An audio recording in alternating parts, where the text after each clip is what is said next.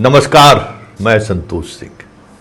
यही कोई 1.5 वर्ष पहले जब 70वीं बीपीएससी जिसके मेंस के रिजल्ट को लेकर हंगामा चल रहा है, उसके पीटी के रिजल्ट को लेकर गर्दनी बाग में आंदोलन की शुरुआत हुई थी। और उस आंदोलन के दौरान खान की जो भूमिका थी उसको लेकर मैंने पहली बार सवाल खड़े किए। तो मुझे कहा गया था कि खान से मत उलझिए, खान चैनल बंद करा देता है, आपको डिस्टर्ब कर देगा। तो मैंने एक ही शब्द कहा था कि मैं यूट्यूबर नहीं हूं, मैं पत्रकार हूं। वो यूट्यूबर का चैनल बंद कराता था, यूट्यूबर को धमकी देता था। एक पत्रकार का चैनल बंद कराना और धमकी देना या डराना उसकी औकात के बाहर की चीज़ है, क्योंकि एक पत्रकार की नज़र में खान की औकात जो है ना, चींटी के बराबर भी नहीं है। वो क्या धमकी हम लोगों को देगा? क्योंकि पत्रकार की लड़ाई जिस स्तर पर होती है ना, खबरों को लेकर, वहाँ खान जैसा व्यक्ति जो है उसका कोई महत्व नहीं है। बात जब खबरों के सहारे आगे बढ़ती है ना, तो खान तो कहे ना कि चींटी के समान भी नहीं है। फिर भी लोग मुझे चेताते रहे और मैं अकेला खान के उन तमाम सवालातों का, जिसके सहारे हम बीपीएससी आंदोलन के दौरान उसको समझ सके, खड़े करते रहे अकेले। हर यूट्यूबर्स से जो भेंट होती थी, जो ये कोचिंग और बाकी जगहों से खबर करके आया करता था, कहता था सर अभी तक आप पर बंद नहीं कराया है। तब कि नहीं, हम भाई पत्रकार हैं ना, कोई खान मेरा टॉपिक सिर्फ खान ही थोड़ी है, हमारा टॉपिक बदलता रहता है। अभी डस्टबिन चल रहा है, कभी मुजफ्फरपुर बालिकागृह चलता था, कभी जमीन घोटाला, कभी सृजन। तो कोई एक टॉपिक रहे तो फिर लगता है लोगों को कि मेरे ही पीछे पड़े हुए हैं। वो बात तो है नहीं। तो आज देखिए खान की स्थिति क्या है। उस एक आवाज ने कितने लोगों को खान के खिलाफ आवाज दिया है, इसकी कल्पना आप नहीं कर सकते। एक आवाज ने। मुझे इस बात को लेकर गर्व है। इस देश का पहला यूट्यूब पर पत्रकारिता करने वाला पत्रकार सीधे तौर पर खान से सवाल किया। विपिन वगैरह, मनीष कश्यप वगैरह तो अब आए हैं, ये लोग तो पहले एक ही सब साथी थे। उस दौर में खान पर सवाल करना कितना मुश्किल रहा होगा, आप सोच लीजिए। मैं सवाल शुरू किया।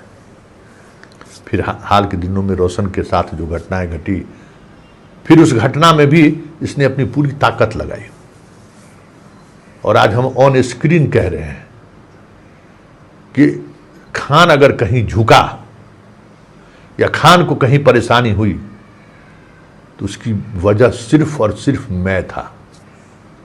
आज हम ये ऑन स्क्रीन कह रहे हैं।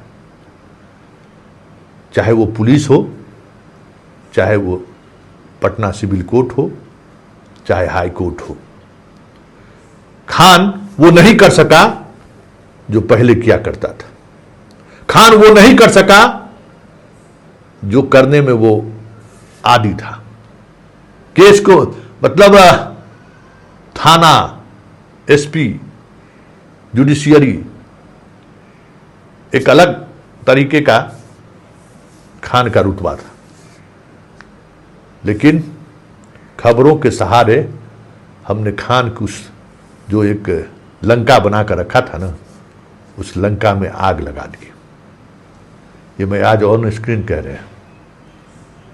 पसीना छूट गया जनाब का।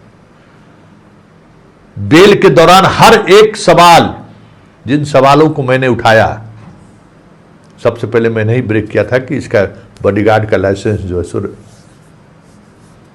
ऑल इंडिया नहीं है और किस तरीके से चीजों को मैनिपुलेट किया गया है। 1.5 महीने तक लग गया जनाब को एंटीसिपेटरी बेल लेने में। और आज देखिए 1, 2, 3, 4, 5, 6, 7 नहीं, दर्जनों लड़कियां जिसके साथ इस आदमी ने गलत किया है, अब धीरे धीरे मीडिया के सामने आने लगी।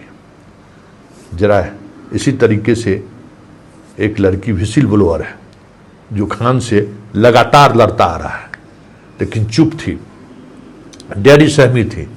उसे लग रहा था कि कहीं इसे कुछ करवा न दे, लेकिन जैसे जैसे लोगों का मनोबल बढ़ा, जैसे जैसे लगा कि अब खान का वो तिलिस्म नहीं रहा, लोग अब बाहर निकलना शुरू कर दिए, निकलने लगे। जरा सुनिए खान का वो करतूत, जिस करतूत की चर्चा करने से हम तो परहेज करते थे, लेकिन जब सार्वजनिक तौर पर मीडिया के सामने ये आ गई तो आप भी सुनिए खान क्या करता है, खान की सच्चाई क्या है। गर्लफ्रेंड थी, हाँ सबीना खातून खान सर की गर्लफ्रेंड थी। इसी चलते खान सर परेशान किए सबीना खातून के कहने पे, और उसी के कहने पर 31 दिसंबर, वो पैसा की कमी थोड़ी ना कि पैसे के लिए मेरा चोरी करे। मेरा चोरी इसलिए करे कि मेरी हालत खराब है, थाना पुलिस से परेशान किए, माली हालत से कमजोर किए। हर हाल में वो कहते थे, वो थाना वाली लड़की जो है अलका रानी भी कहती थी पटना छोड़ दो, खान सर भी कहते थे पटना छोड़ दो। हर कोशिश कर चुके हैं पटना छोड़ने, लेकिन एक मेरे खान सर क्यों आपको पटना छोड़ने देना? सबीना से क्या मैटर क्या था? हाँ, रूम पे आने से उनका ऑब्जेक्शन, खान सर को रूम पे आने से ऑब्जेक्शन लगा है। इसके मामला में झगड़ा स्टार्ट हुआ, 2 महीना झगड़ा चला। उन्होंने बोला कि तू क्लास में आती है सबसे कहती है कि खान सर का सबीना खातून से संबंध है गलत, लेकिन हमने क्लास में नहीं किया, रूम पे झगड़ा करा कि रूम पर खान सर नहीं आएंगे, ये बात था। यही बात